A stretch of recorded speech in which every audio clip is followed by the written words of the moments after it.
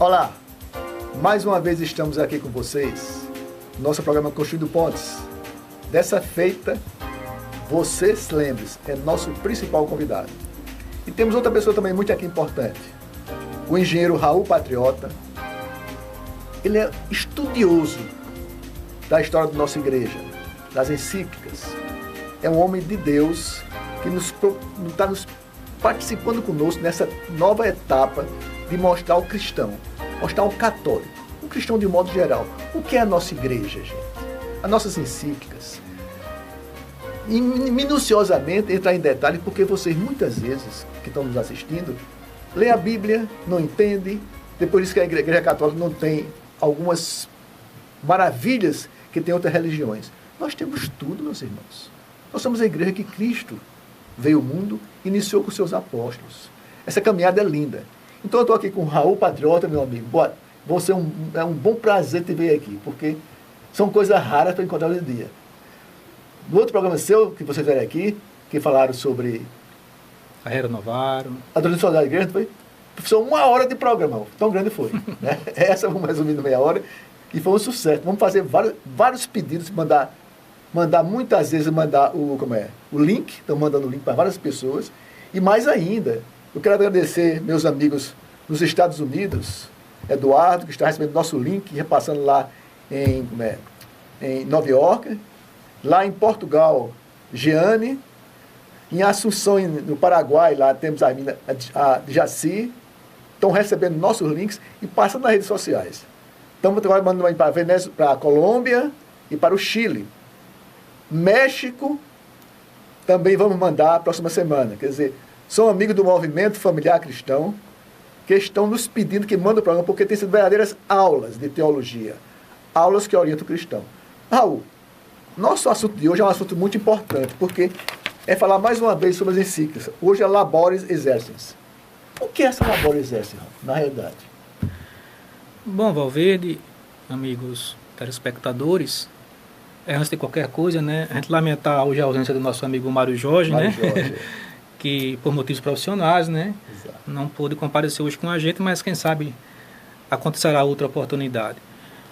A Laboris Exercens é a encíclica que praticamente, não vou dizer encerra, que existem outras encíclicas após dela que tocam no tema social, mas que ela praticamente fecha no primeiro ciclo disso, porque quando começou com a Renovaram, né, em 1891, até a Laboris Exercens, eu não sei se é possível mostrar agora, tem um slide aí, que mostra esse daí.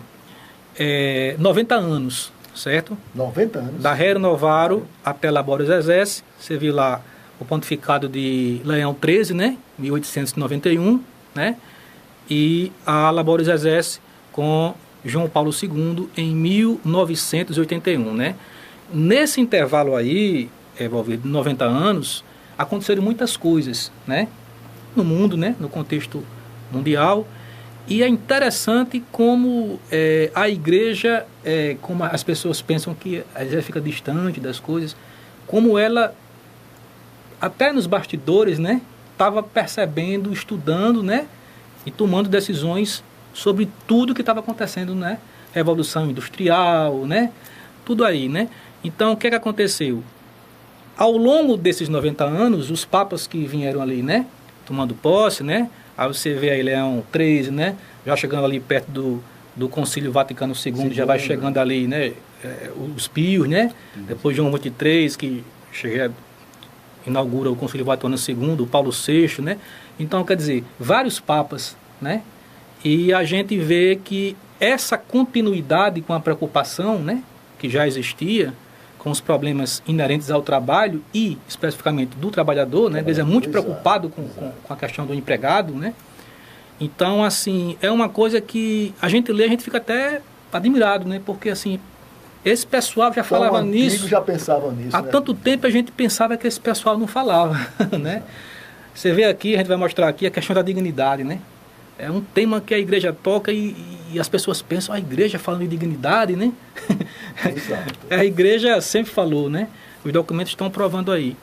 Então, assim, nunca, né, a igreja ela permitiu, né, que o trabalhador fosse subjugado, né? Então, assim, sempre os papas se pronunciaram com essa preocupação, né? Olha, é como você falou naquele seu programa anterior, quando você une o capital com o trabalho, né? Dando as mãos, né? Dando as mãos e visando o homem em primeiro lugar, né? O resultado geralmente é positivo, né?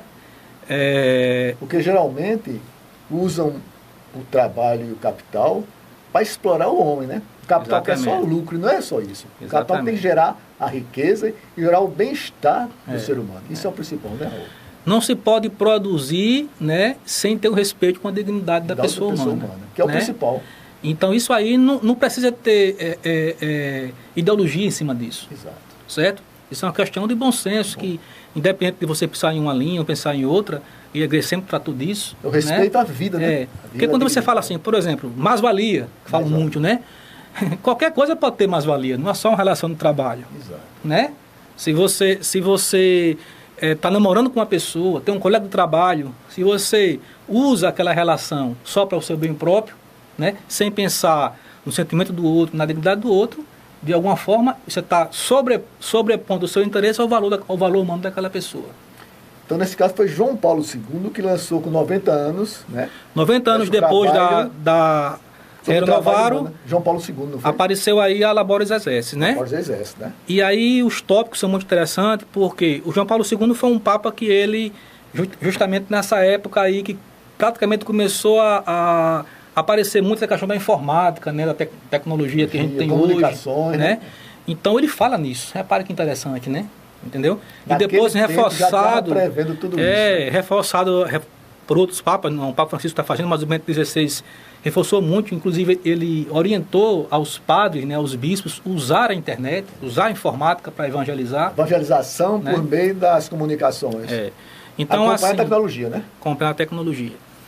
E então, assim, é interessante que ele vai aqui falar nessa condição da dignidade do trabalho humano, da relação do capital. Daí, né? Né? Porque na concepção, veja bem, o contexto é esse aí, ó.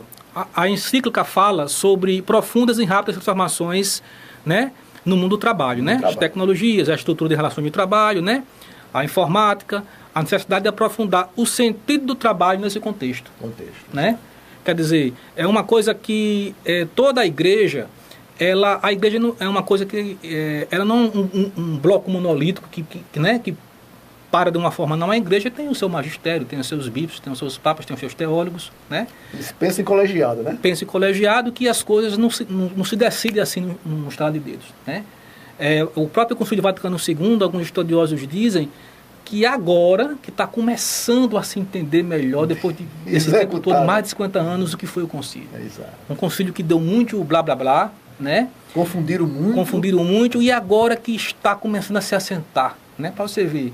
A gente tem mais ou menos, Valverde, nesses 2000 anos de nossa história, 20 ou 21 concílios, se eu não me engano. Quer dizer, tem uma média de um concílio a cada 100 anos, né? Exato. Entendeu? Então, assim, e a coisa começa a ficar mais clara justamente quando nós chegamos ali 50, 60 anos depois de um concílio, né? Porque as gerações vão passando, os estudiosos vão começando a se ambientar melhor do que foi aquele concílio. Que a mudança sempre gira, às vezes, conflitos, mal interpretações, né? E os aproveitadores, né? Aproveitadores, né? Existe tudo. Né? De má interpretação a má fé. A má fé. Nós temos também, não sei se dá para passar o próximo slide aí. Ela fala em distinção, né?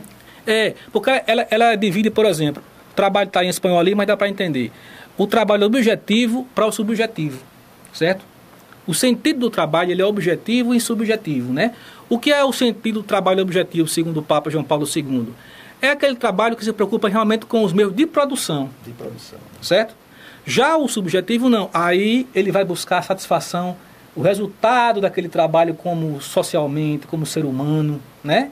O primeiro é a produção em si, né? Exato. O segundo, o subjetivo, é aquela busca da realização da pessoa no trabalho. Está trabalhando, exato. É muito interessante esse destaque, essa divisão que ele dá. É essa riqueza que as pessoas pegam, não entendem e ficam explorando o trabalho.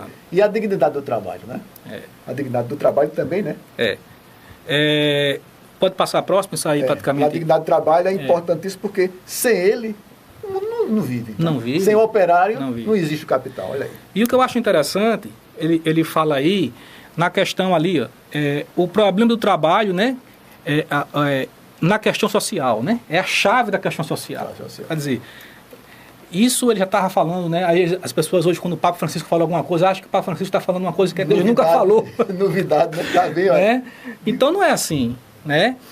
Por exemplo, voltando, eu gosto de tocar um pouco nessa questão do Concílio Vaticano II, Valverde, porque isso é uma coisa que... É um marco na história. Porque ficou tão mal interpretada, que eu gosto de falar nisso, porque, veja bem, a primeira encíclica Renovarum, né, 1891, né, até chegar no Concílio Vaticano II, são quase 30 anos, 28, 27 anos, né, quer dizer, imagina, quer dizer... Quanta mudança, né? Me desculpe. Do Concílio Vaticano II até hoje, dá quase 28 anos. Exato. Né? Quer dizer, se você tirar isso de 90, quer dizer, os outros quase 60, né? 50 e pouco, foi tudo do Concílio Vaticano II. Então, todos esses problemas, ele vai falar aí do salário, dos sindicatos, da relação patrão-empregado, foi tudo tratado muito antes disso. Quer dizer, no século XIX... As previdências sociais para proteger o operário, né? Tudo. Então, assim, quebra esse mito, né? Essa coisa que parece que a igreja veio falar na preocupação com respeito ao trabalhador, com a dignidade, com o pobre, depois de 63. Desde o início, né? Da formação que a igreja vem preocupando. Nas próprias palavras de Cristo, ele valorizava o operário, né? Exatamente. Então, como nós que somos católicos e cristãos, mostramos que devemos estudar mais os documentos da igreja, ler mais a Bíblia e interpretar em grupo, gente. Porque muitas vezes uma palavra, uma letra, uma vírgula muda o sentido. E se você não tem uma preparação teológica da história do povo de Deus, da história da nossa igreja, das encíclicas, você se perde. Aí deixa muitas vezes nossa religião, aí vão dizer, encontrei Jesus, porque outro lhe ensinou. Aquilo você devia aprender na sua própria religião. Então todas as religiões são respeitadas e boas, gente. Mas nossa religião católica tem tudo o que você quer em relação à espiritualidade e a Cristo. O trabalho e o homem, sobre isso daí, fala muito, né, sobre o trabalho e o homem. Né? O que tem sobre isso? Está na tela aí, né? O trabalho e o homem. O trabalho e o homem, a gente vai ler aqui. Ele fala o seguinte, que desde o Gênesis, né? Desde o Gênesis. Já existe essa questão da relação do homem com o trabalho, né? Então aí depois ele vai dividindo de tópico, né? Ali o trabalho no sentido objetivo, como falei, né? E mais lá embaixo ele fala da solidariedade, né? Quer dizer... Dos homens no trabalho. No trabalho. Quer dizer, é uma coisa... É a base de tudo. É a base de tudo, né? Então, assim, até por questão de tempo, não dá para a gente sair destrinçando tudo, exato, né? Com minúcias. Mas a questão principal é essa, né? O trabalho como fator de realização coletiva e pessoal. Né? Porque à medida que você produz, você vai atender uma demanda. Né? Mas tem a realização pessoal. Né? E que o trabalhador ele não pode ser subjugado. Certo? Mas isso não justifica certos tipos de ações que querem que se justifique hoje. Exato. Certo? A relação, quando ele vai falar aí nos sindicatos, né? A relação tem que ser uma relação sadia, de ambas as partes. De respeito mútuo, respeito, né? De ambas as partes. Né? Nesse ponto, falar em respeito, pega aqui uma pergunta. Como é que fica a dignidade da pessoa no trabalho, né? Porque falam tanto, né? Mas falam ajuda o sindicato que é proteger o operário, mas na realidade muitas vezes explora o próprio operário, em vez de representá-lo, né? A dignidade dele fica lá embaixo. A questão é o seguinte, o trabalhador, ele está incluído num contexto que é muito dinâmico, né? Você não tem só a questão da produção e do lucro, né? Você tem uma questão toda por trás, né, que justifica aquela relação. Então, você querer eliminar uma relação dessa, né, com alguma teoria, né, só falando... Criada pelo próprio homem, né? Exploração. Com interesses particulares. Como tá na tela aí, sem, né? Se aprofundar, né, exato, é uma coisa perigosa, né? Olha que ele fala sobre a fadiga, né? Ele reconhece, o Papa, que tem trabalhos, né? Ele fala aí na agricultura, nos médicos, Constituição Civil, né? Professores. Médicos, né? Constituição Civil, eu falei. Então, ele nossos fala... irmãos caminhoneiros, né? Que são demais. Ele fala que tem trabalhos que é fadigante, certo? Mas que, apesar de ser fadigante, ele pode retornar isso numa satisfação pessoal, né? Que o trabalho dignifica o homem. Quando vê a finalidade do trabalho, né? Do trabalho. Mas ele não deixa de atentar para a questão que o ser humano, ele não pode ser exposto, inclusive ele fala até uma coisa que é um pouco minha área aí, né? A sua segurança. Entendeu? Então, assim, a segurança, ele fala do cansaço extremo, né? Do esforço além do limite humano, né? Então, ele fala muito sobre isso. Quer dizer, é uma coisa que é uma preocupação que ele tem de tentar aliar a questão da necessidade da produção, daquela relação de emprego com a questão do ser humano. Também fala que o homem não deve nunca diminuir essa dignidade, né? Esse valor importante. Sempre ele fala ali, né? Na prioridade, né? Diminuição de sua dignidade, né? Então, assim, é uma questão que assim, eu acho que as pessoas, melhor de qualquer coisa, têm que ler. Né? Normalmente, hoje em dia, é difícil isso, né? Melhor do que qualquer coisa, as pessoas tinham que ler. Entendeu?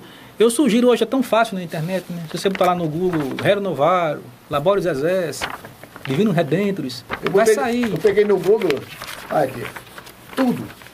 Tão fácil, Google. Só botar. Lá, isso precisa tanta besteira, gente. Tanto tempo, né? Bota um documento de igreja, por fontes fidedignas, fontes que tenha confiabilidade do próprio Vaticano. Leia esses encíclicos, documento da igreja. Procure trabalhar, fazer rodas de amigos para discutir esses encíclicos no seu apartamento, no seu condomínio que você mora, na sua residencial. Gente, discutir coisa boa. Futebol é bom discutir, tudo bem, joia. Mas fora o futebol tem tanta coisa boa. Nossa religião é tão importante. Sem ela, gente, não existe o ser humano. Porque se degladia os interesses, só capital, não se dá. E hoje na história, uma pergunta para você aqui, professor.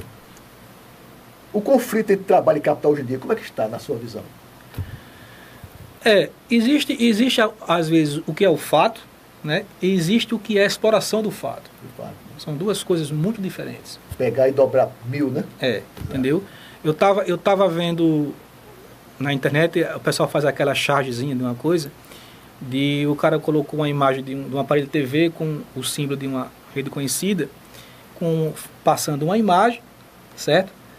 E como se fosse assim, o comentarista dizendo uma coisa diferente do que está passando. Você está vendo uma coisa, mas na verdade ele está falando mostrar outra coisa, insinuando outra coisa, né? E parece que aquela imagem por si só já não fala nada, né? Tem que ter o comentário do cidadão lá.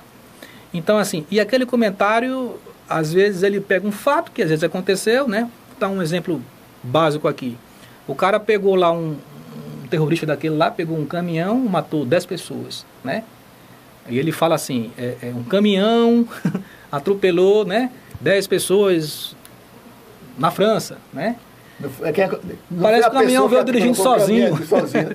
Entendeu? Mas remoto, né? depois que as coisas se esclarecem, que vem dizer, não, tem um terrorista, suspeito, não sei o quê, né?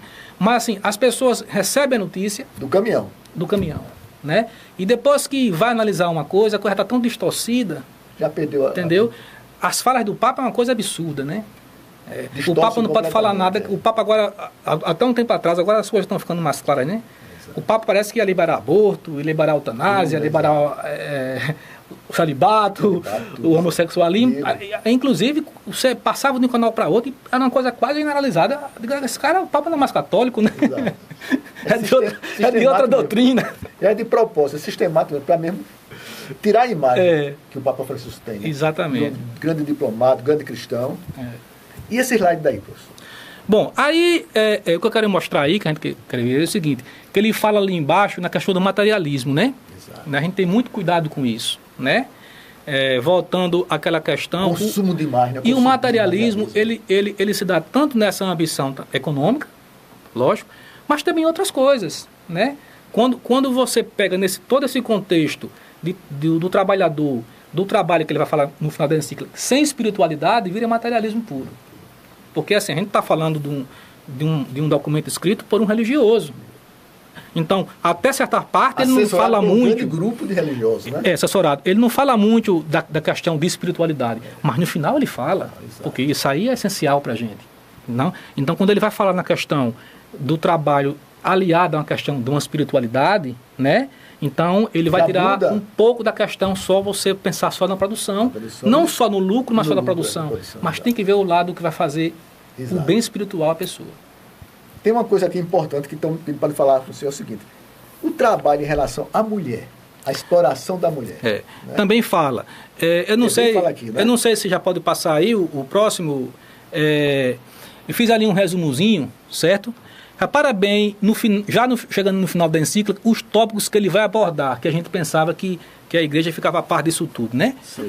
Ele fala ali, ó, o problema do emprego, já se preocupava com a questão do emprego, hoje a gente tem um país com 1 milhão de desempregados. Ele fala lá embaixo, a importância dos sindicatos, é um tópico da encíclica, certo? A questão do trabalho agrícola, ele fala na questão do trabalho agrícola. Fala ali, ó, Valverde, na pessoa deficiente. Deficiente também, né? Você está falando? Que riqueza assim. Naquele tempo já se preocupava com a questão do deficiente físico. Da imigração. Da imigração. Você está me entendendo? O trabalho agrícola, né? Da imigração. Até e nesse contexto aí, ele aborda, eu não sei exatamente em qual tópico é que ele encaixa, a questão da mulher. O trabalho da mulher também. Entendeu? O número 19, né? O número 19, né? Porque não está aí o número 19, né? Então, que até apregou o chamado salário família, né? Naquele tempo já pesava isso. Então, imagine, né? Imagine. É uma riqueza da nossa igreja, né? É uma riqueza. O problema, assim, aí prefere botar um assunto polêmico, né? Numa declaração de algum papa desse, de que falar nisso. Que foi a nossa própria igreja que está lutando há tempos, há anos. Né? E que não é fácil, séculos, né? Exato. Eu fico imaginando, Valverde, ao contrário também de como dispensa, como deve ser difícil a vida de um papa. Porque você imagina, o Papa ele não é um líder só espiritual, ele é um líder civil, porque o Vaticano é um Estado. É um diplomata, né? É um Estado, né? Algumas coisas ele tem que se posicionar como governante civil também. Então, às vezes a gente critica porque o Papa recebeu tal governante, mas ele tem que receber. Ditador tal, cruel, mas tem que receber. Não foi ou visitar, né? É um chefe de Estado. É um chefe de Estado. Vaticano então, ele está ali, repara bem, tu imagina uma religião cristã, né? Que tem que dialogar com ateu, muçulmano, né? Exato. Você está entendendo? É islâmico, judeu, né? Quer dizer, e a igreja cristã no meio ali. E tem que estar somando, não dividindo, né? Num conflito que a gente não imagina. Como é que aquele cara tem que ter habilidade para conversar, sair de uma conversa de um islâmico para conversar com um judeu. Esse homem foi um santo, um grande diplomata, né? Diplomata e um santo mesmo. Porque o que esse homem fez no mundo... E assim, também, né? A questão dele com os jovens, né? Com os jovens. Com os jovens, né? O ponto da juventude que ele criou, né? Exato. Então, assim, e outra coisa, assim, cada papa, ele tem o seu carisma, vamos dizer assim. Então, a gente está comparando. Eu fico triste, sabe, Valverde, quando às vezes o Papa, eu gosto muito do Papa Francisco, que acho que é um Papa, né, muito carismático, tudo. Mas não posso dizer que ele é o melhor Papa da igreja, porque isso não existe. Cada Papa ele tem no seu contexto histórico a sua importância. E parece que o Espírito Santo orienta a própria igreja na sua escolha, aquele homem para aquele momento. Né? Será que o perfil de um Papa Francisco serviria para ele liderar a igreja na Idade Média? Exato. Será que um perfil de um Papa da Idade Média dava para liderar a igreja hoje? Exato. Entendeu? Então tem que se colocar isso tudo em questão, né? O Papa Francisco ele está hoje em outro contexto, né? Outra coisa, quando se compara ele com o Bento XVI, por exemplo, né? Você pega um Papa que veio de uma educação alemã com um Papa de sangue latino, né? Então é outro tipo de característica, né? Então assim, experiências vividas, né? Então não se pode comparar, né? Não é porque um não tem a facilidade de descer e estar agarrando todo mundo na rua, ele pode taxar aquele como um cara insensível, que não gosta de pobre. Era muito tímido, mas era um dos maiores teólogos que tinha na humanidade. Um dos grandes teólogos. E outra coisa, é como, por exemplo, a igreja em si, ela tem vários segmentos, né? Por exemplo, as pessoas que vivem enclausuradas em mosteiros. Ela tem uma função dentro da igreja. Oração, né? Reflexão. As pessoas que vivem em pastoral sociais têm outra função.